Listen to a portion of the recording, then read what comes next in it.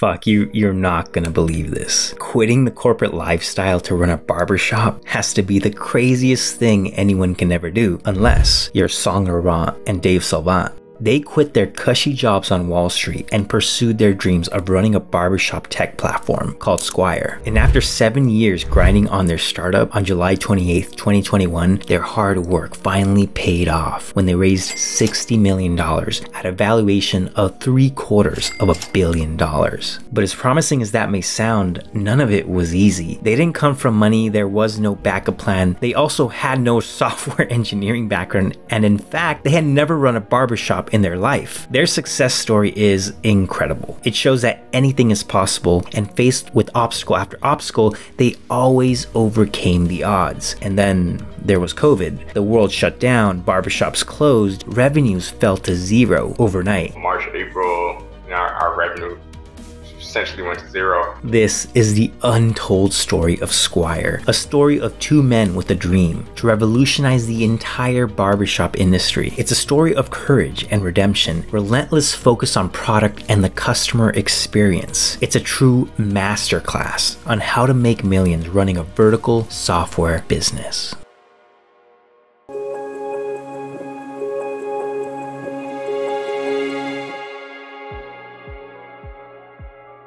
Songe, LaRon, the CEO of Squire, and Dave Salvant, the president of Squire, met out of all places, a house party in New York City. As the story goes, the two crossed paths in their early 20s while working in New York City. Dave worked in finance while Songe worked as a lawyer. They would meet at one of Dave's regular, and now infamous, house parties in Harlem. They quickly became good friends. And as anyone living in New York City in their early 20s, they had a blast. But the partying, the drinks, and the dates, it wasn't enough. It never is. I was making a decent living, at 24, 25 in New York City, living that life.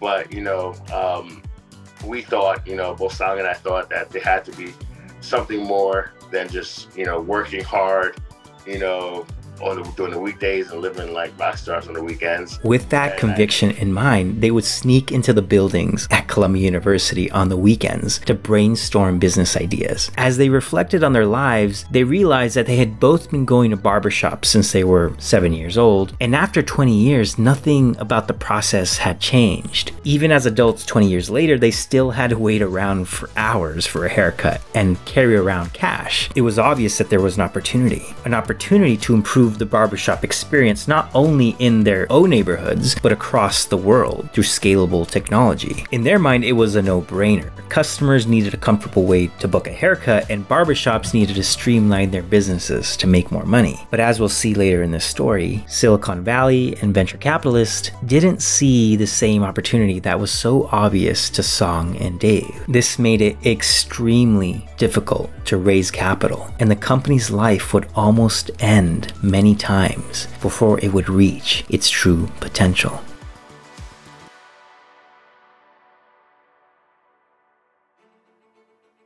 By 2015, Songe and Dave both decided to go all in on Squire and quit their jobs and MBA programs. The company was established with no real competition in sight, and this is an attractive characteristic of many vertical software businesses. And for those that aren't familiar with vertical software, basically vertical SaaS is an all-in-one solution for a particular business or industry niche. It targets a particular solution for that industry. The obvious drawback of this business model is that the market is naturally much smaller.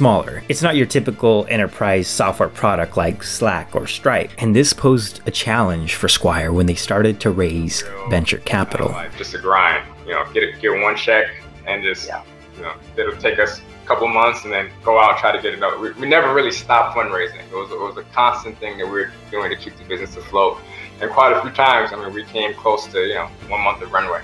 Silicon Valley investors wanted to see large market opportunities, or TAMs. This was one of the many obstacles they had to overcome. Not only did they have to make the business work, but they had to change the perception of how Silicon Valley invests. And unfortunately for Silicon Valley, many short-sighted investors missed an amazing opportunity. They missed a big winner in backing Songe and Dave, and Squire has demonstrated that the size of the TAM doesn't matter nearly as much as how well you're able to serve it.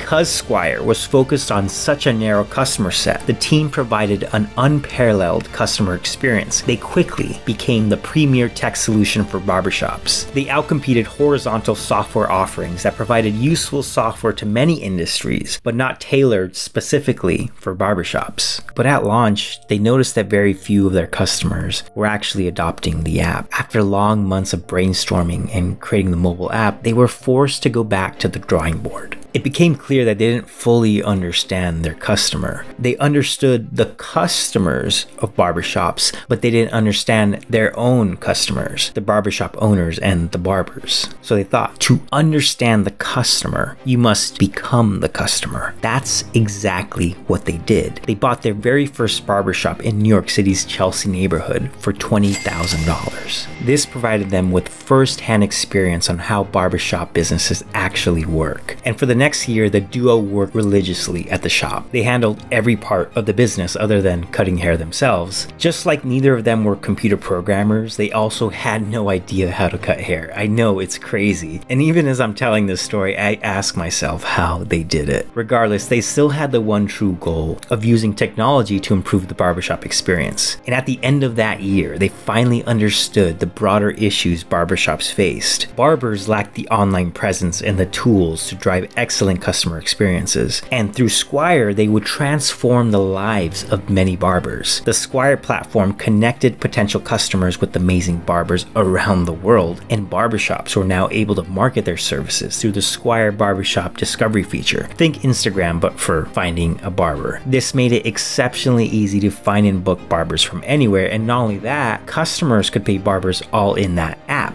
And barbers could even purchase supplies like blades and hair products. This app became a complete end-to-end tech solution for barbers, and for many, it became mission critical for business. This version of the app is the one that finally caught on. If you've paid close attention up to this point, there's one thing you may have noticed so far. Squire's success has largely been tied to building products around their customers. Songe and Dave are living proof that focus pays off. By being so focused, they built a loyal following of barbers that they could sell additional products to. And this increases their ARPU, or in Songe words, they went deeper into the vertical. They're also single-handedly reshaping the barbershop industry landscape. There are three business models for barbershops: the rent-a-chair model, the employee model, and the commission model. The rent-a-chair model is the most common and easiest business to run out of the three, but it's also the least profitable for shop owners. And at the outset, this was a problem for Squire since their platform works best for the employee and commission-based business models. But as we'll see, it turned out to be an opportunity. The bookings and payment platform enables the business model transformation for many barbershops that are currently rent-a-chair business models. The technology now helps barbers shift their business model to the employee or commission-based models that earn them more money. And because of Squire, you may see more modern, hip barbershops that leverage these business models and are more focused on providing excellent customer experience, from offering you a beer, neck massages, and of course, a streamlined booking and payment platform through Squire. And Squire is positioned to benefit from a shift in the barbershop industry. They generate an attractive 90% of their revenue from payment processing fees and 10% of revenue from their monthly subscription fees. And Squire is just getting started.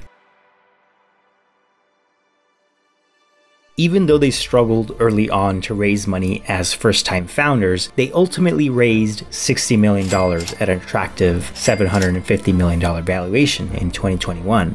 They grinded for 7 years before that impressive capital raise. Songe and Dave show that anything is possible when you believe in yourself and have the courage to keep going even after countless rejections and failures. Even at the peak of the pandemic, they didn't back down and stood by their customers, waiving subscription fees for the remainder of 2020. And in the aftermath, there were favorable unintended consequences. More bookings were paid for digitally, and by waiving fees during a hard time for barbershops, this cemented their status as the premier barbershop tech solution. And Squire is set up for more success, and the rest of their story is yet to be told. They plan to continue expanding around the world and creating new product offerings. Additional products currently being developed include banking tools, digital marketing, and other tools that could push Squire's ARPU ARPU to 2K per month, and this compares to 800 from long-standing customers today. Lastly, I wouldn't be surprised if down the road they expand into other verticals. Just because you start a business focused on one industry doesn't mean that's where the business will end. And if there's any advice Dave Salvant would give in building a business or pursuing anything worthwhile in life, is it takes a level of risk. Take that risk today. Wolfpack, take that risk today. And if you've ever wondered how tycoons and mobsters built modern Las Vegas in the middle of nowhere, then you need to watch this video. These risk takers built a railroad, casino, and media empire in the middle of the Mojave Desert. Find out their secrets to success here.